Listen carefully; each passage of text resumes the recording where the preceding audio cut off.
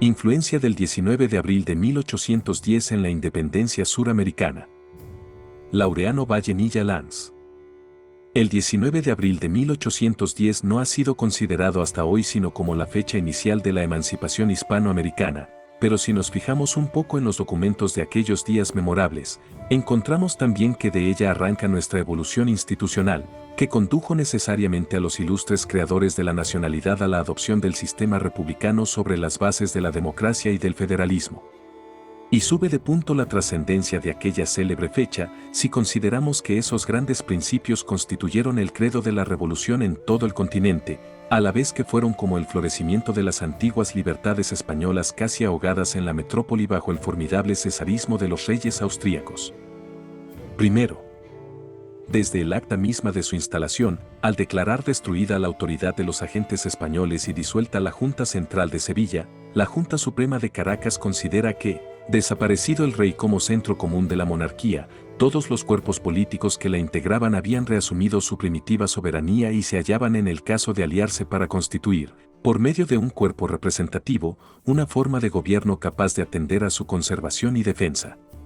Y considerándose el Cabildo de Caracas sin facultades suficientes para imponer sus decisiones a los demás pueblos de la Capitanía General, solicita su concurso, les expone las causas que motivaron su resolución, y en términos que demuestran la gran capacidad de aquellos dignísimos patricios y su respeto por los principios fundamentales que preconizan, les dirige estas frases memorables.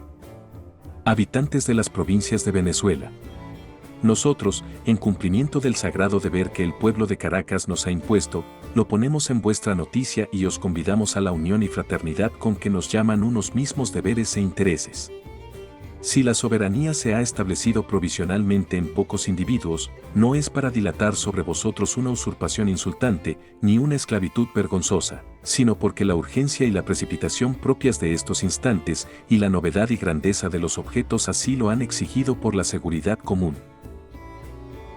Lo mismo nos obliga a no poder manifestaros de pronto toda la extensión de nuestras generosas ideas, pero pensad que si nosotros reconocemos y reclamamos altamente los sagrados derechos de la naturaleza para disponer de nuestra sujeción civil, faltando el centro común de la autoridad legítima que nos reunía, no respetamos menos en vosotros tan inviolables leyes y os llamamos oportunamente a tomar parte en el ejercicio de la suprema autoridad.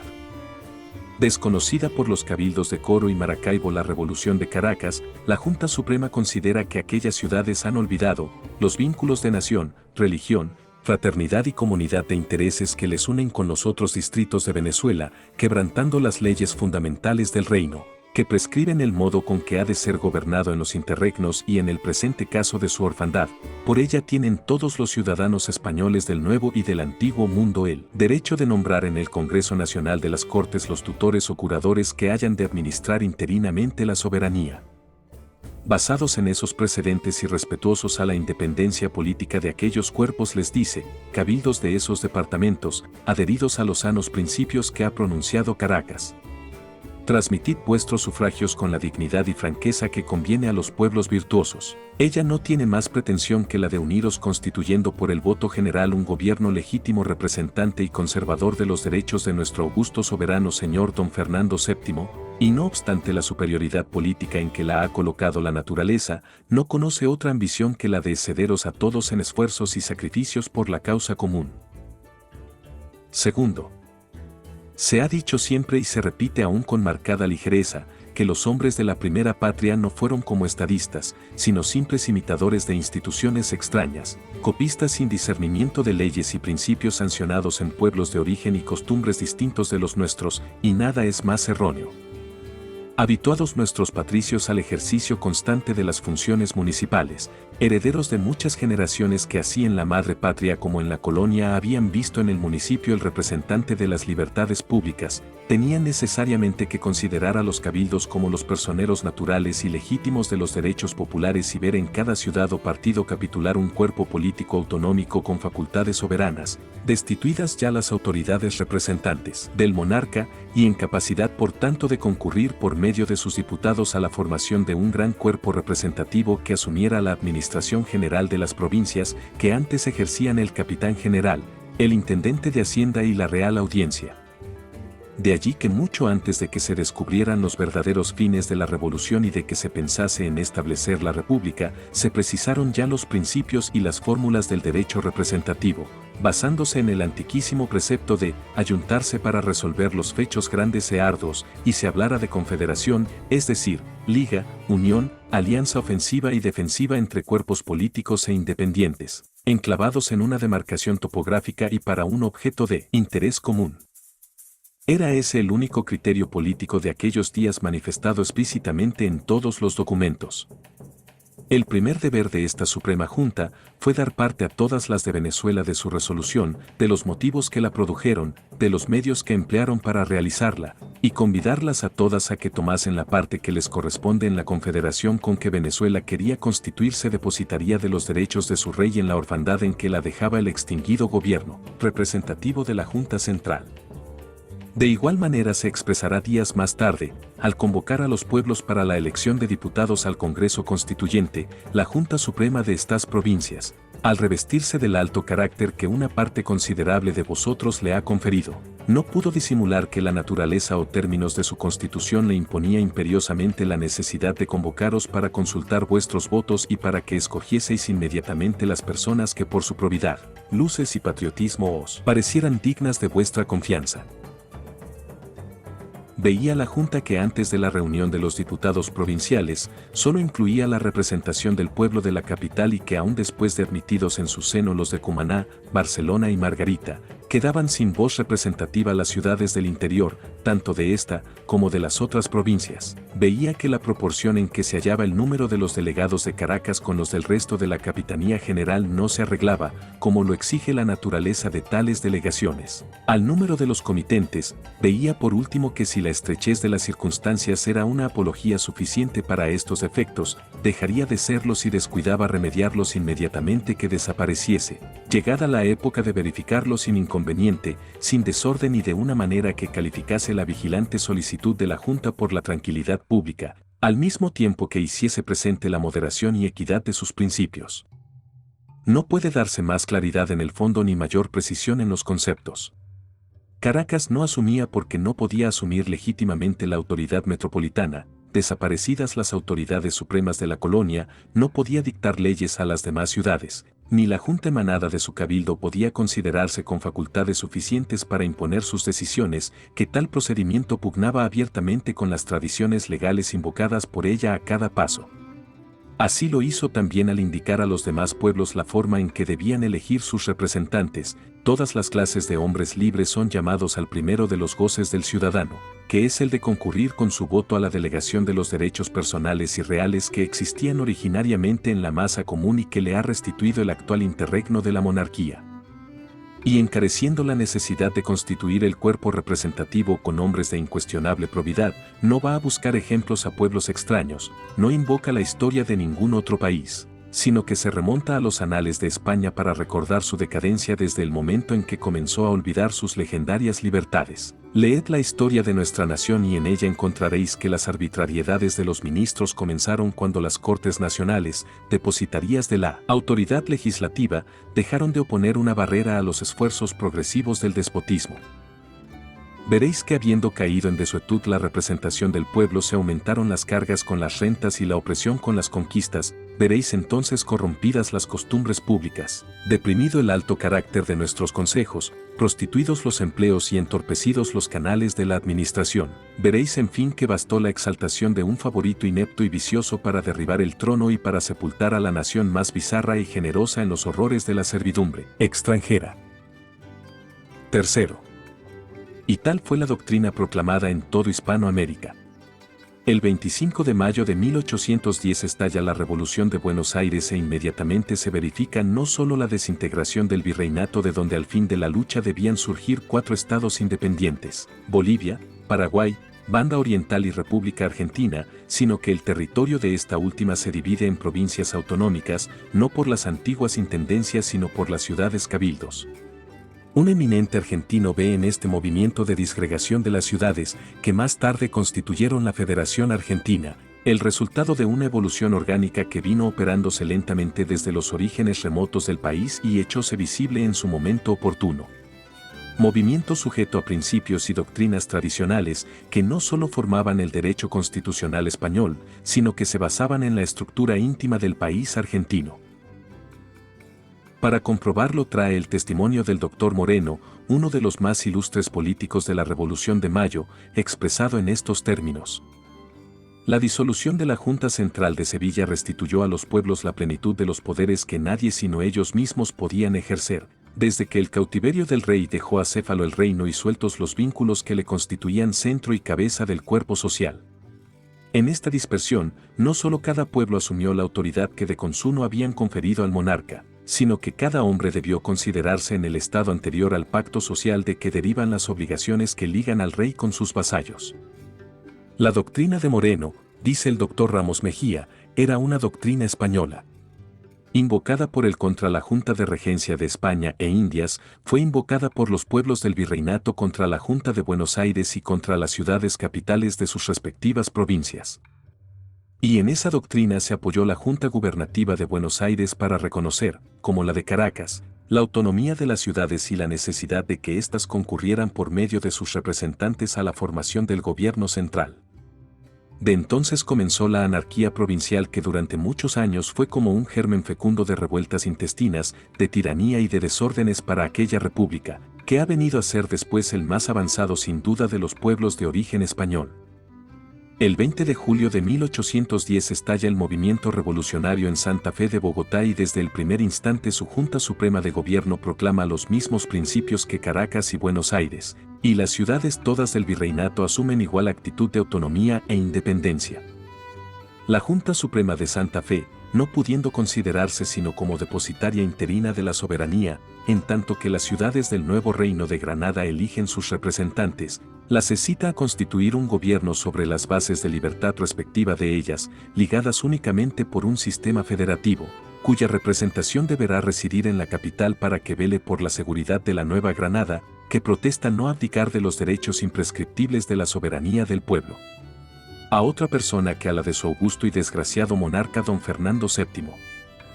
Días más tarde, al convocar a las provincias para concurrir a la formación del cuerpo representativo, les dice, la capital no intenta prescribir reglas a las provincias ni se ha erigido en superior de ellas, toma solo la iniciativa que le dan las circunstancias. Su gobierno es provisional y se apresura a llamar vuestros representantes para depositarlo en ellos. Por ahora su gobierno será también interinario mientras que este mismo cuerpo de representantes convoca una asamblea general de todos los cabildos o las cortes de todo el reino, prescribiendo el reglamento conveniente para la elección de diputados. Pero no por eso entiende la Suprema Junta que deben quedar excluidos absolutamente los cabildos subalternos de influjo en la elección que ahora se debe hacer en las capitales respectivas de los ya dichos representantes, bien sea captando ante su beneplácito, bien pidiendo después su aprobación, bien dando ellos mismos sus poderes, bien enviando diputados a las cabezas de provincias. Pero la Suprema Junta espera que consideradas todas las circunstancias, los ilustres ayuntamientos de las capitales concilien la importancia de la breve reunión de esta de Santa Fe, con la participación que deben tener todos los pueblos del reino en la obra grande que vamos a emprender. La noticia de la Revolución de Santa Fe y de la deposición del virrey y demás autoridades generales, dice Restrepo, se esparció rápidamente por las provincias de la Nueva Granada. Cartagena imitó el ejemplo de la capital estableciendo junta independiente, que lo fue su cabildo. Santa Marta hizo lo mismo, y Antioquia la siguió con el Chocó, Neiva, Mariquita, Pamplona, El Socorro, Casanare y Tunja.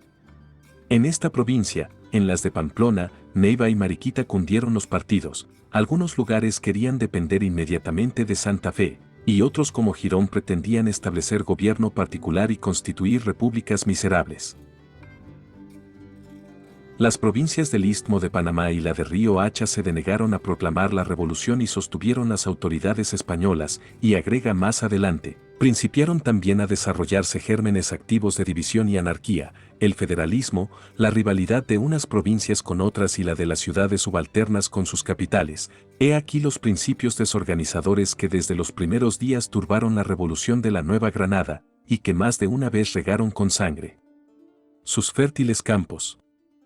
Es indudable, decía a su vez en el otro extremo del continente la Junta Provisional del Paraguay el 20 de julio de 1811, que abolida o desecha la representación del poder supremo recae esta, o queda refundida naturalmente en la nación. Cada pueblo se considera entonces en cierto modo participando del atributo de la soberanía, y aun los ministros públicos han menester su consentimiento o libre conformidad para el ejercicio de sus facultades.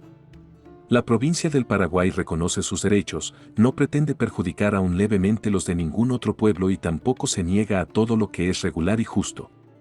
Los autos mismos manifestarán que su voluntad decidida es unirse con esa ciudad, Buenos Aires, y demás confederados, no solo para conservar una recíproca amistad, buena armonía, comercio y correspondencia, sino también para formar una sociedad fundada en principios de justicia, de equidad y de igualdad. Y en la primera de las declaraciones que hace a la Junta Gubernativa del Río de la Plata, manifiesta que mientras no se forme el Congreso General, la provincia se gobernará por sí misma sin que la excelentísima Junta de esa ciudad, Buenos Aires, pueda disponer, ni ejercer jurisdicción sobre su forma de gobierno, régimen, administración, ni otra alguna causa correspondiente a ella. A partir de esta época no hay una sola de las colonias españolas en que no resuene el grito de federación, y por todas partes, desde México hasta el Plata, se entabla la lucha entre un grupo de hombres conscientes que aspiran a la centralización del gobierno y la inmensa mayoría de los pueblos que, empujados por un móvil instintivo, por un prejuicio hereditario, proclaman la independencia provincial, el particularismo, el localismo, no por un simple espíritu de imitación sino por un movimiento indeliberado hacia las formas tradicionales disgregativas cuyos orígenes se perdían en los más remotos tiempos de la historia española. Cuarto. La Capitanía General de Venezuela, al estallar el movimiento del 19 de abril, no se divide por las gobernaciones y subintendencias sino por las ciudades cabildos o partidos capitulares, y Barcelona se separa de Cumaná, Trujillo y Mérida de Maracaibo, Coro de Caracas, desconociendo la revolución, y Valencia, Barquisimeto, San Felipe, Calabozo, San Fernando, Guanare, San Carlos, aspiran desde el primer momento a la categoría de provincias. En Corodice Heredia el ayuntamiento aumentado con cierto número de individuos bajo el nombre de suplentes, se apoderó del gobierno superior. Lo mismo sucedió en Maracaibo, aunque con alguna más moderación por el respeto del señor Millares, de suerte que a su modo había también revolución en el territorio que reconocía la regencia. En Guayana hicieron siempre lo que les acomodó sin contar con nadie.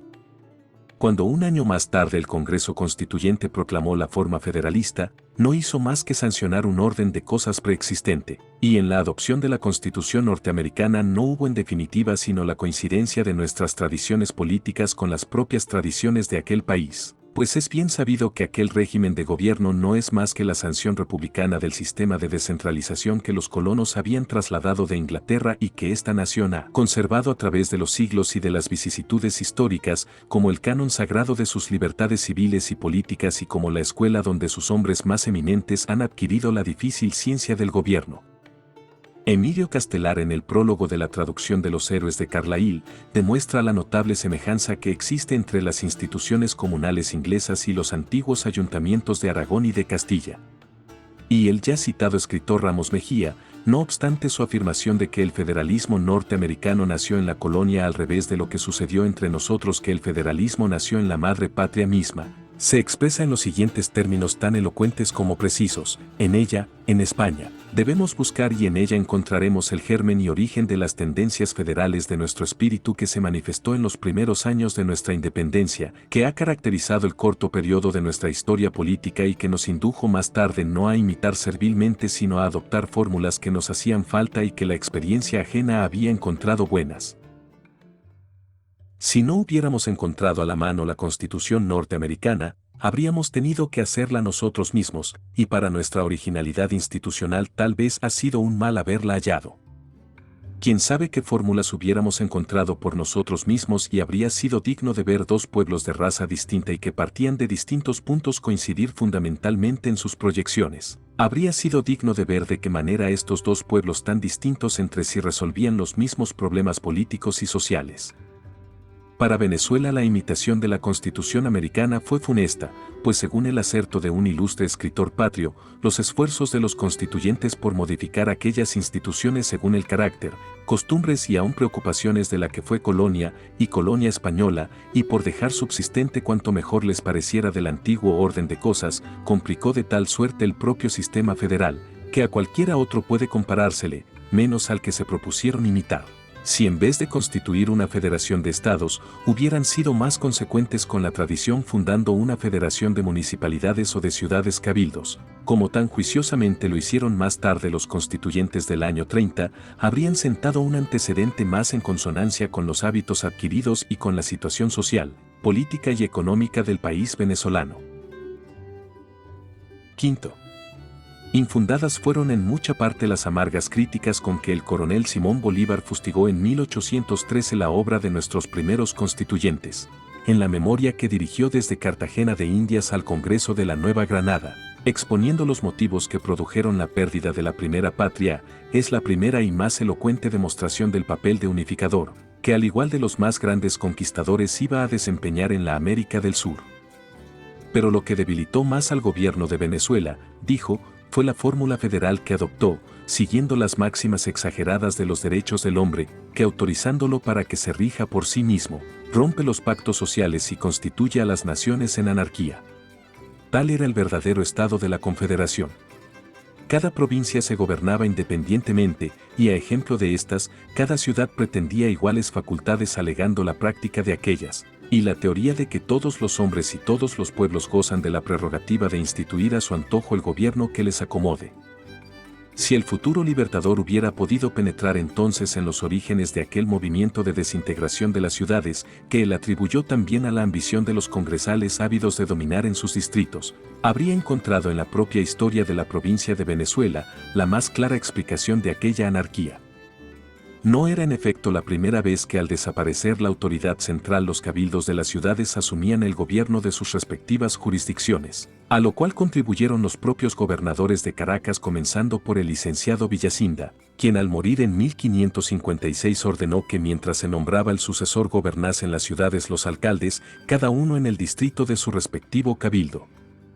Refiriéndose a este caso, dice Baralt que entonces cada ciudad se hizo independiente de la ciudad vecina a semejanza de las antiguas comunidades y que cebados los alcaldes en mandar, con un año de ensayo que tuvieron en aquella ocasión procuraron convertir en derecho la prerrogativa que les había dado Villacinda, y para ello enviaron a la corte por diputado a un tal Sancho Briceño, vecino de Trujillo, persona de cuenta, insinuante y de gran capacidad a quien ordenan al mismo tiempo pedir al rey algunos favores para la provincia. Briceño obtuvo con rara facilidad cuántas dependencias llevaba y el rey ordenó por cédula del 8 de diciembre de 1560 que en los casos de muerte o ausencia del gobernador general pasase el mando de la provincia a los alcaldes hasta que se proveyese la vacante. Realzada así la autoridad de los ayuntamientos, agrega Baralt, se abrió nuevo y vastísimo campo a su ambición. Véase como en los albores de la organización colonial, el mismo movimiento disgregativo de las ciudades se verificó 250 años más tarde al desaparecer el poder de España por virtud de la Revolución del 19 de abril. ¿Serían acaso en aquellos oscuros y remotos tiempos de la conquista la adopción del sistema federal y las máximas exageradas de los derechos del hombre, las causas que produjeron aquella desintegración de la provincia y la persistencia con que los cabildos sostuvieron sus fueros autonómicos? En 1556 como en 1810, el espíritu de las instituciones municipales tenía que producir los mismos efectos así en Venezuela como en la Nueva Granada, en México como en Buenos Aires. Cuando en 1816, el general don Pablo Morillo sometía de nuevo al poder de España las provincias de la Nueva Granada, le dice al ministro de la Guerra, este virreinato tenía un gobierno insurgente central constituido por la fuerza y regado con la sangre de un pueblo cándido y opuesto al sistema de centralización, que por mano del Caribe Bolívar establecieron los jacobinos por la fuerza. Consideré a dicho gobierno por esta causa sin influjo para hacerse obedecer y pensé siempre que el gobierno de cada provincia sería el respetado y el de cada partido de que éstas se componen. Ya desde meses antes, el propio general había dicho a su gobierno, es preciso que se tenga presente que los cabildos de las capitales de provincia mandan a los demás pueblos de ella, como podría hacerlo un capitán general en su distrito, a pesar de que haya pueblos de mayor centro que el de la residencia del cabildo, de modo que en realidad no es un cuerpo de ayuntamiento para una población, sino un gobierno para todo un término o provincia. Respeto demasiado las leyes para atreverme a pedir se destruya este sistema solo por mi dicho, pero puedo asegurar a su majestad que desde que llegué a Caracas estoy temiendo fatales consecuencias de tanta autoridad en una corporación que todos los lunes puede juntarse sin que la presida el jefe del gobierno. He allí la comprobación más evidente de la ligereza con que muchos historiadores han afirmado que los cabildos de América y en particular los de Venezuela, habían perdido en los últimos años de la colonia las grandes facultades gubernativas que tuvieron en los tiempos primitivos de su instalación, y allí también otra prueba evidente de que el movimiento federalista iniciado el 19 de abril, y la adopción que de aquel sistema hizo el constituyente de 1811 fue la evolución espontánea e incontenible del organismo colonial. Sexto. ¿Y cuál fue en la propia España el resultado de la abdicación de Bayona y de la invasión francesa? El mismo movimiento descentralizador, la misma anarquía provincial y comunal, la misma resistencia a someterse a ninguna otra autoridad central una vez destituido el monarca. Porque al través de las vicisitudes y de los accesos intermitentes de despotismo brutal y centralizador, en los estrados hereditarios del alma española se conservaban aquellos instintos de libertad que constituían la esencia íntima de su historia desde los tiempos en que los municipios de Aragón eran los defensores formidables de los fueros y preeminencias locales y en que las vetrías de Castilla formaban como pequeñas repúblicas que podían cambiar de señor a su voluntad cuantas veces lo quisiesen. Los diferentes estados que constituían el Reino de España, dice un historiador, nunca habían estado ligados por una constitución libre y uniforme, cuyos beneficios igualmente participados hubieran creado un interés y una simpatía común entre todos los españoles. Sus recuerdos de libertad estaban asociados con su existencia como estados separados y al paso que se levantaban simultáneamente, pero sin concierto para rechazar la agresión extranjera. Cada provincia se mantenía sola con su junta gobernadora, envidiosa de cualquiera otra provincia, y juzgándose capaz de vencer con sus únicos recursos los ejércitos franceses. Las juntas embelesadas con el nuevo goce del poder, eran particularmente celosas de su autoridad. Todas trataban de ejercer una absurda intervención sobre los generales que habían elegido para mandar sus diferentes ejércitos y como ninguna quería consentir que su general estuviese sujeto a otra autoridad que a la suya, no podía haber general en jefe. Pero en la madre patria el movimiento autonómico de las ciudades, la resurrección de las libertades comunales, no podía conducir, como no condujo, sino a la monarquía constitucional. El cesarismo demasiado cercano, había creado hábitos mentales por su sugestión y su potencia, el temor religioso, el respeto místico, la idea de estabilidad política y de continuidad hereditaria. En América, virreyes y gobernadores, si tenían la representación, carecían del prestigio de los reyes españoles, el cesarismo lejano, cambiando periódicamente las autoridades, había creado una discontinuidad de fines y de esfuerzos, destruyendo el prestigio clásico de la tradición monárquica.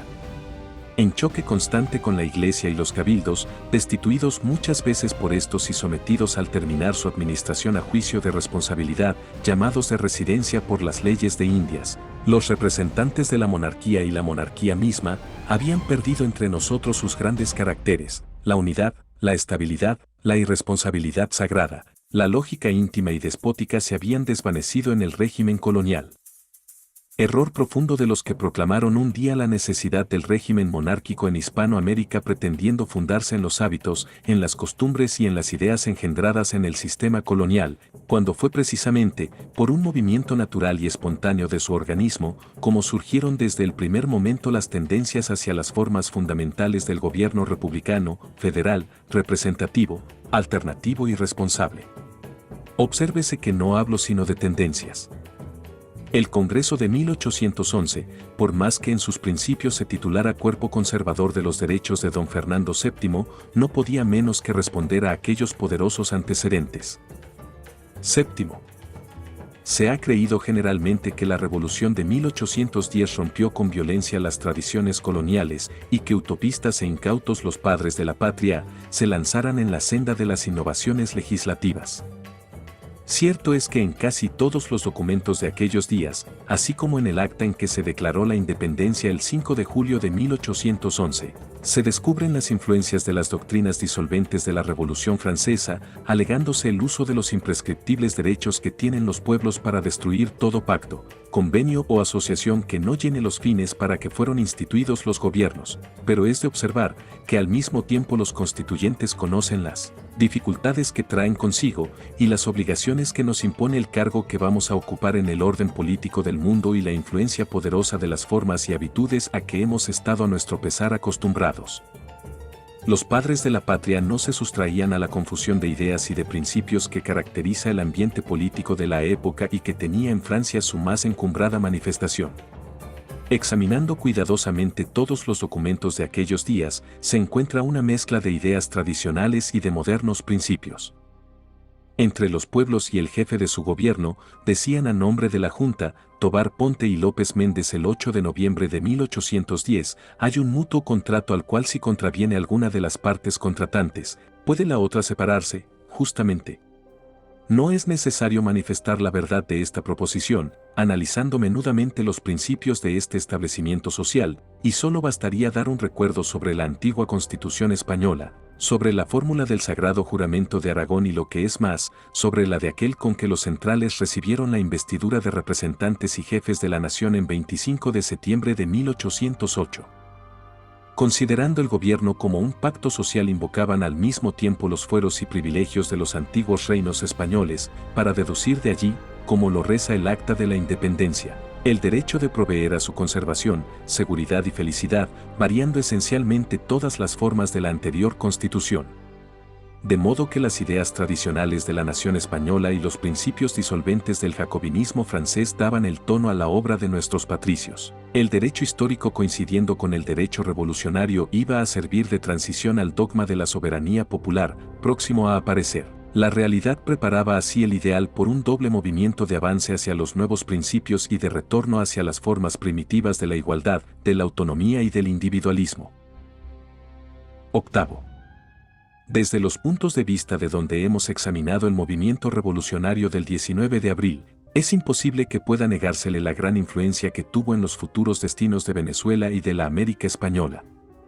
Si algunos otros sucesos ocurridos antes de aquella fecha han sido presentados como movimientos iniciales de la emancipación, es indiscutible que fue Caracas la primera en destituir de hecho y de derecho a los representantes de España en América y en declarar la autonomía de las colonias, rompiendo así los vínculos que la ligaban con la metrópoli. Fue ella también la primera en formular una doctrina y en proclamar un derecho revolucionario, delineando las formas precisas del sistema de gobierno que se pretendió implantar en todos los pueblos hispanoamericanos. Mas no se detuvo allí el noble ideal, ni el ensueño generoso. Lejos de circunscribir sus miradas a la independencia de las provincias venezolanas, el pensamiento de los revolucionarios se dilata por toda la extensión del continente, y son ellos también los primeros en vislumbrar la posibilidad y en proclamar la necesidad imperiosa de crear una confederación hispanoamericana, como único medio de asegurar la conquista de sus derechos autonómicos contra toda extraña intervención. Ya en la alocución dirigida a los cabildos de las capitales de América les habían dicho, Caracas debe encontrar imitadores en todos los habitantes de la América en quienes el largo hábito de la esclavitud no haya relajado todos los resortes morales, y su resolución debe ser aplaudida por todos los pueblos que conserven alguna estimación a la virtud y al patriotismo ilustrado. Y al dictar a los pueblos de las provincias venezolanas el reglamento para la elección de diputados al constituyente, complementan el grandioso pensamiento legando a la posteridad, condensados en estas frases elocuentísimas, los fundamentos del equilibrio político de la América libre. Encarecen por de pronto la necesidad de una representación particular para cada uno de los distritos americanos que se han habituado a relaciones interiores e imprescindibles, mientras llega quizá otra época de más consuelo y esperanza, en que confederados todos los pueblos de la América tan estrechamente como lo permita la inmensidad del suelo que ocupan y como lo prescriben la identidad de religión, idioma, costumbres e intereses, puedan acompañar a la justicia de sus reclamos la fuerza que resulta de su agregación.